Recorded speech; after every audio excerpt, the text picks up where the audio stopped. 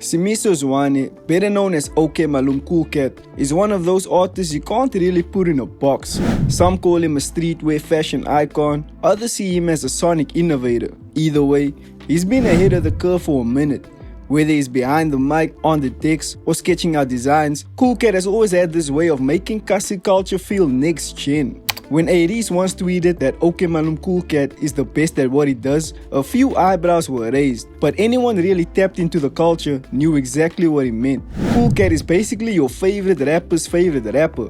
His flow is mad fluid, always shifting gears mid-bar without slipping off beat. It gives his verses that off-the-top freestyle energy that keeps you guessing. He's not caught up in strict storytelling either. It's more about feeling, slang, mood, and the way he bends words into sound. Back in the Dirty Paraffin days with Dr. Spy-Z, he was already blending wild electronic music. Sometimes it sounded like a house party in another dimension. Other times, like something you'd find in an art gallery. Okay, shop OkMalumKoolKat. Everybody look at that shit. Who's that? New Jack, attitude protect. Passion comes to confront. Style is into the god. I'm telling you, style is into the god. It's into the god. I'm giving it into the god. He's also part of Boys and Bucks, a collective that moves like a creative syndicate. Artists, producers, DJs, just doing their own thing and pushing Joburg energy to the world stage, influencing what we listen to, what we wear, and even the way we talk. Zulu words like Ishu, Kava, Umswenko, they weren't always mainstream like that, but once Koolkat started dropping them in his tracks, they hit different. Suddenly, you were hearing those words in everyday convo, in captions, even in ads. So yeah, today we're going to talk about how OkMalumKoolKat left fingerprints all over the culture. But before we do, be sure to hit the like and subscribe button if you like seeing these types of videos. Brian Simiso Zwane was born in July 1983 in Umlazi, a township in KwaZulu-Natal located in the southwest of Durban. Umlazi is one of the biggest townships in South Africa and carries a heavy cultural weight. It's a place full of hustle, rhythm and creativity, from maskandi to the loud sounds of gom echoing through taxis. This is what MalumKoolKat had to say about how growing up in Durban influenced his style. Durban and the whole KwaZulu-Natal province is mainly inhabited by the Zulus, so I grew up on Zulu radio stations, music and basic upbringing. That upbringing shaped me as a person. But I was always reading and always curious about the world. Zulu people are a dancing tribe. In fact, all Nguni tribes are. So that kind of filters in my music and the performance vibe I bring. Durban's finest, DJ Tira and DJ Socks, were busy creating the Durban Kwaito sound at the time, so we grew up on dance floors, house parties and braais at the beach. Simiso, the oldest of three, has always had that creative spark. As a kid, he was already dancing by age 6 and sketching illustrations even earlier, just locked in his own little world of movement and visuals. But growing up in the township schools around Durban, there wasn't much room for that kind of talent to grow. Art wasn't even offered as a subject, so whatever he learned, he taught himself, picking up influence from TV and whatever visuals he could get his hands on. After finishing high school, Simiso took a 2-year detour, just living, partying, soaking it all in, before he eventually enrolled at Vega Design School to study design and visual communications. Most of the other students came from fine art backgrounds, but Koolkat was self-taught. Everything he knew came from trial, error and instinct. So while their work was polished and textbook, his designs came out raw, unpredictable and full of personality, exactly what set him apart. Even after starting college, Koolkat didn't exactly slow down.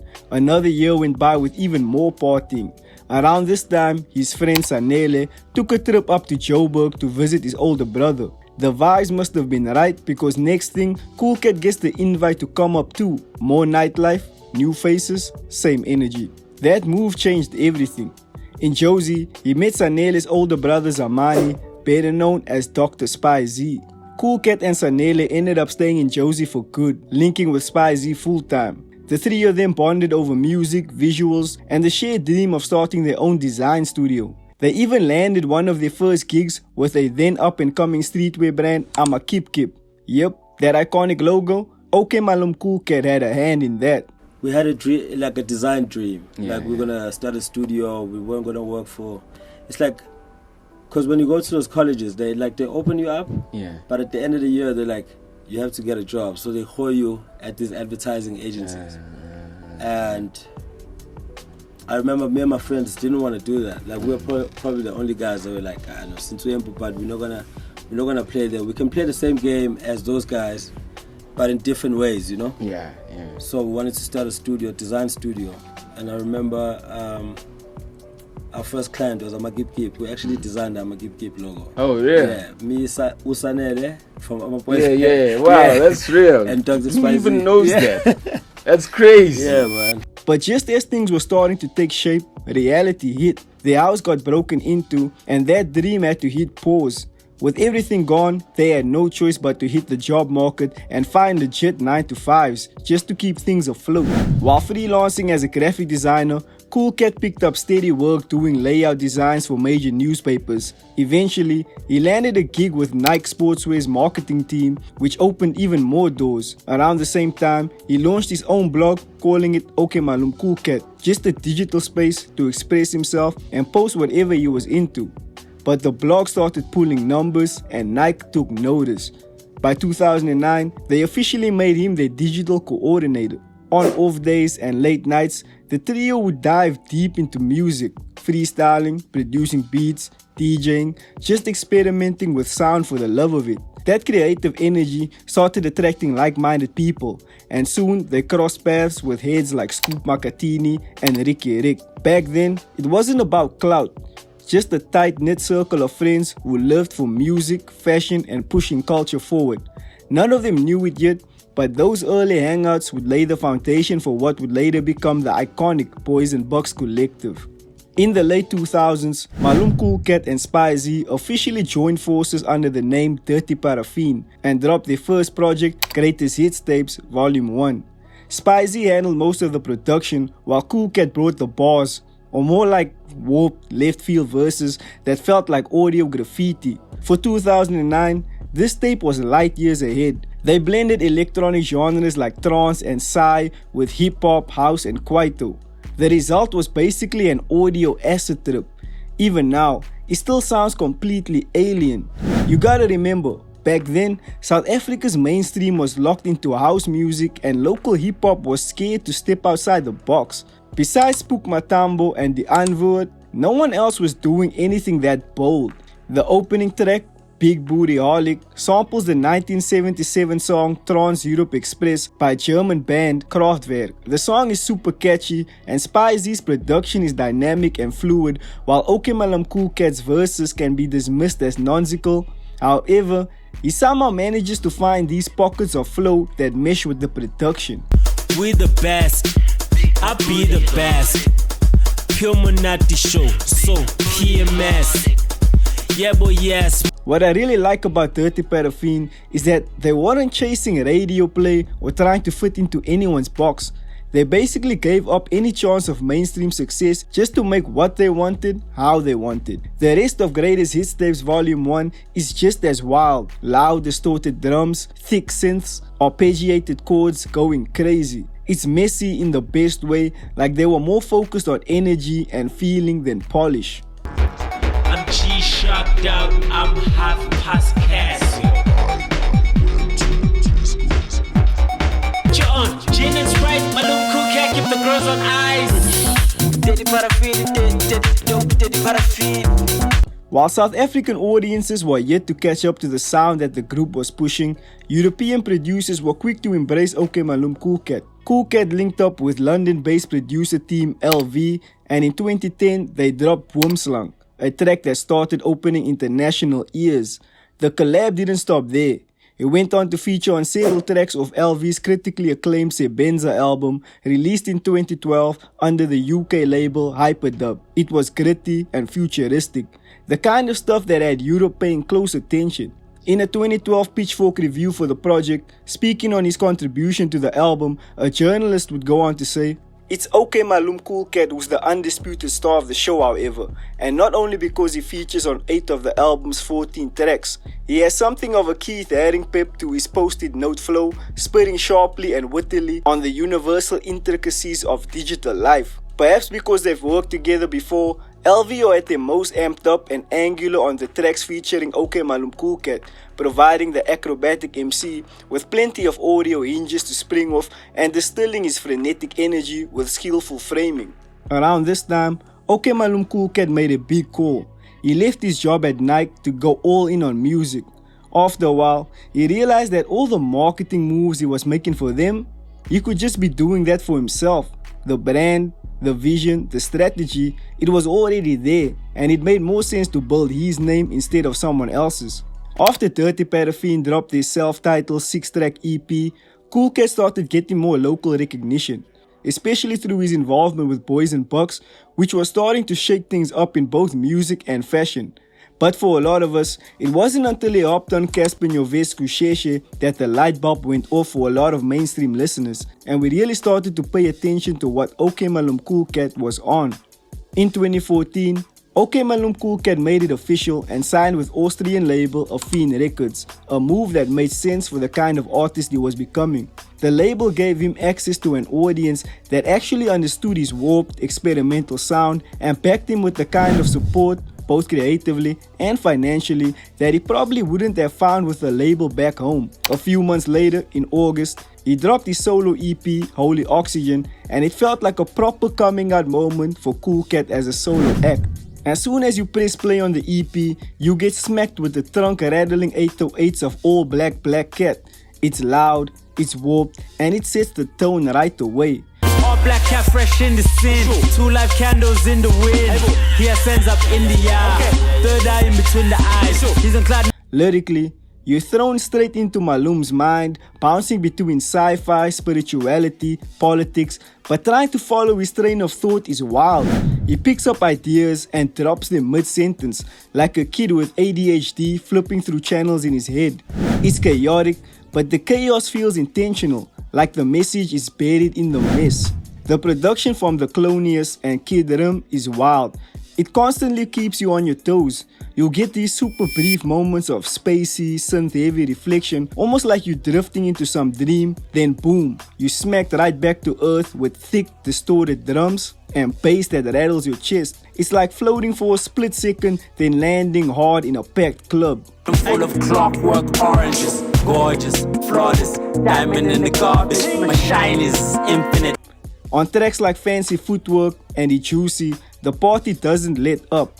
The beats are busy, but clean, full of quirky sound design and rhythmic switch-ups that matches Malum's unpredictable flow. When speaking on the reception of Holy Oxygen, Koolkat says, "That EP was a sci-fi / fashion gospel / future of a rap combo. The world wasn't ready. We shot 3 videos for the 4 tracks. Every day a few people get it and they blow up my timeline because it's such an important project. It's like finding the greatest book that can be bought anywhere, but only a few know how powerful it is, but it needs to be read when you're ready for it."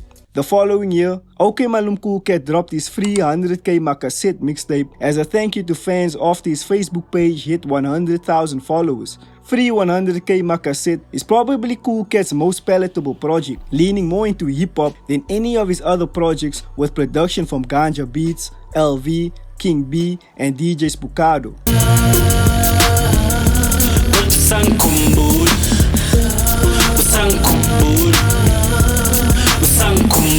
However, he's still as experimental as before, pushing boundaries with booming bass lines and unpredictable percussion that often teeters on full-blown gom. At times, it doesn't even feel like he's rapping over the beat, but inside it. One hop kick, wait, one hop kick, wait, one hop kick, wait, one hop kick, wait.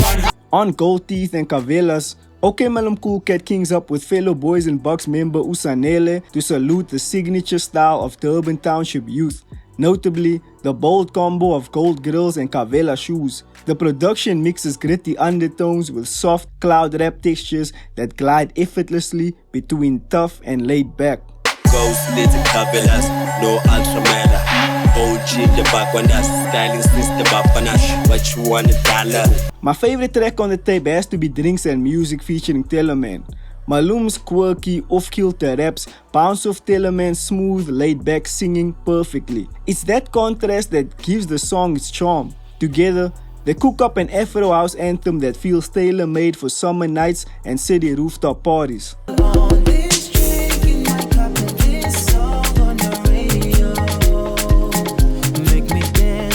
I honestly feel like 100K Makasit is one of the best albums to ever come out of South Africa. The fact that it's been 10 years since its release and the track still hit just as hard today shows how ahead of its time it was. From the production choices to the slang, the energy, and the fearless blending of sounds, it still feels fresher than most of what's out now. At this point, OkMalumKoolKat was finally getting the recognition he deserved both at home and abroad. After years of being seen as too left field for the local mainstream, South Africa was now catching up to his vision.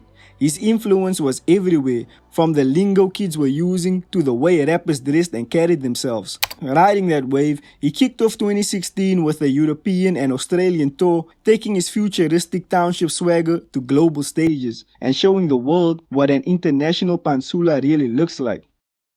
OkMalumKoolKat in action. But now making international headlines for all the wrong reasons and shocking fans at home. The Umswenko rapper is in trouble in Australia. According to media reports there, Simiso Zwane was arrested and charged last Saturday. He reportedly went out for drinks with friends, then let himself into the complainant's room when he returned to his hotel and fondled her. His lawyer told the court Zwane is remorseful and was jet-lagged, intoxicated and confused. In early 2016, while on tour in Australia, he was arrested and later convicted in Tasmania for indecent assault after an incident involving a fellow festival performer. Following his arrest, a wave of responses surfaced online, with some fans rallying behind the hashtag #FreeMalumKoolKat. Reactions were mixed. While many expressed support, others took a step back to process the gravity of the situation. The incident sparked a wider conversation around how we engage with public figures when serious allegations come to light. It's a topic that's layered and sensitive, one that doesn't come with easy answers, especially when art, accountability, and public perception intersect. Koolkat pleaded guilty and was sentenced to 6 months in jail, with 5 months suspended, serving 1 month before returning to South Africa. The reason I bring up the incident is because it opens up something worth unpacking about OkMalumKoolKat's artistry. When he dropped his debut album, Mlazi Milano, there was no mention of the case, no introspection, no acknowledgement. But that's the thing. To Simiso Zwane, OkMalumKoolKat isn't a diary entry, he's an alter ego, kind of what Slim Shady is to Eminem. Think of him less as a rapper telling his story and more like a comic book character, a lens for creativity, not confession. So the music exists in its own world, separate from the real life headlines. OkMalumKoolKat is one of the alter egos. I've got a few. There's International Pansula, who's this guy flying around the world, experimenting with global concepts and styles. I've got Dr. Kataza, who's this kinda kill everything, total destruction like character. Then there's Future Mfana, who's this futuristic guy with saber Zulu fighting sticks, almost like an Afro science fiction character. OkMalumKoolKat is really just me, back when I used to dance like crazy in the 90s, when I was all about girls and being a player. And although my lifestyle isn't really like that anymore, I still write as this character to express one of those unlucky stereotypes in South African society. Considering no one's really doing that at the moment, it's a great way to let it all out. Case in point, on Mlazi Milano's 16th track, International Airport, he leans fully into this character-driven approach, speaking about himself almost entirely in the third person. It's self-reflection, but through the lens of someone else. Almost like an outsider looking at his life with the same kind of excitement that fans might.